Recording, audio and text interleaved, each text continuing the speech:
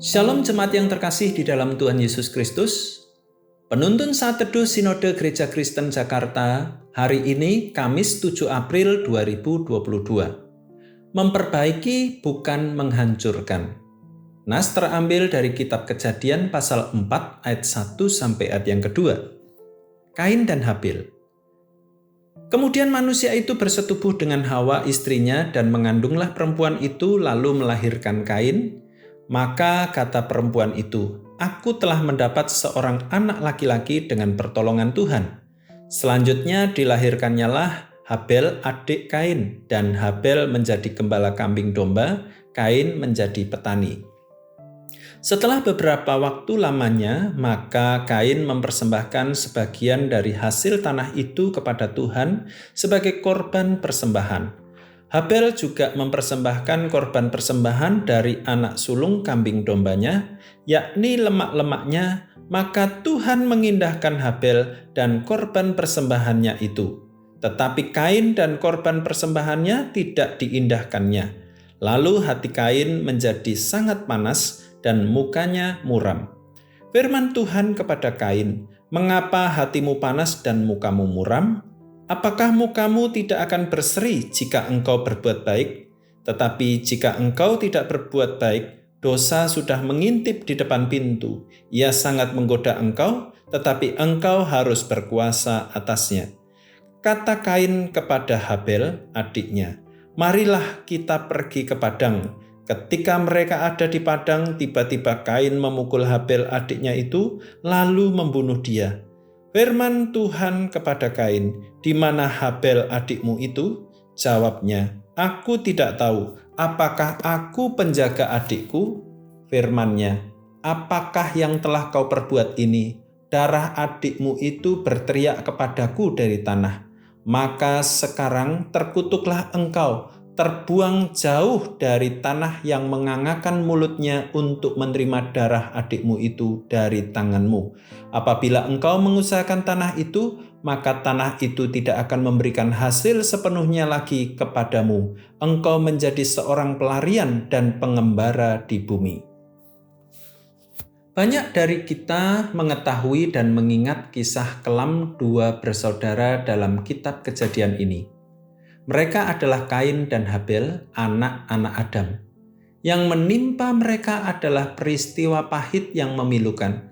Kain iri hati dan marah kepada Habel.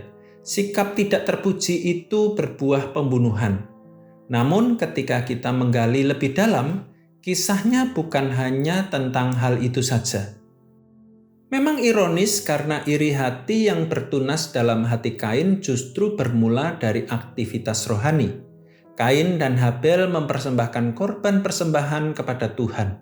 Kemarahan memenuhi hati Kain ketika mendapati persembahan adiknya diterima Tuhan, sementara persembahannya tidak. Saat itu pula niat jahat mengedipkan mata kepada Kain. Ia membulatkan tekad untuk melenyapkan saudaranya. Setelah itu terjadilah kasus pembunuhan pertama yang dicatat dalam Alkitab dan sejarah kehidupan manusia. "Mengapa hatimu panas dan mukamu muram? Apakah mukamu tidak akan berseri jika engkau berbuat baik?" Ayat 6-7. Tuhan sudah memperingatkan Kain sebelum dosa semakin menancapkan kukunya dalam hatinya. Seharusnya Kain membuka dirinya pada Allah dan membiarkan Allah membasuh hatinya dari iri hati dan amarah. Namun Kain menepisnya dan membiarkan dosa menancapkan taring dalam hatinya.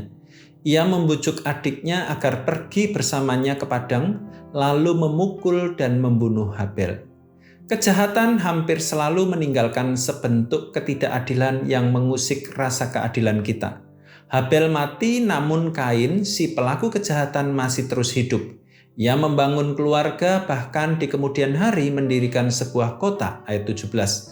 Akan tetapi, ini bukan berarti Tuhan menutup mata terhadap ketidakadilan.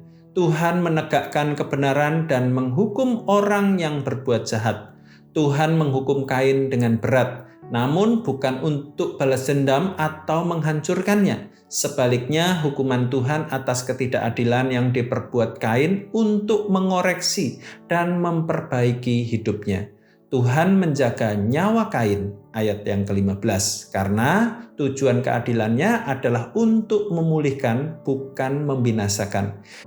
Ketika Tuhan menegur kita, bahkan menjatuhkan hukuman atas kesalahan kita, ingatlah bahwa Ia melakukannya bukan karena Ia membenci dan ingin menghancurkan hidup kita. Tuhan menegur kita agar bisa memperbaiki hidup kita, sehingga relasi kita kembali dipulihkan dengannya. Hukuman keadilan dari Tuhan untuk memperbaiki dan memulihkan, bukan menghancurkan apalagi membinasakan. Selamat beraktivitas, Tuhan Yesus memberkati.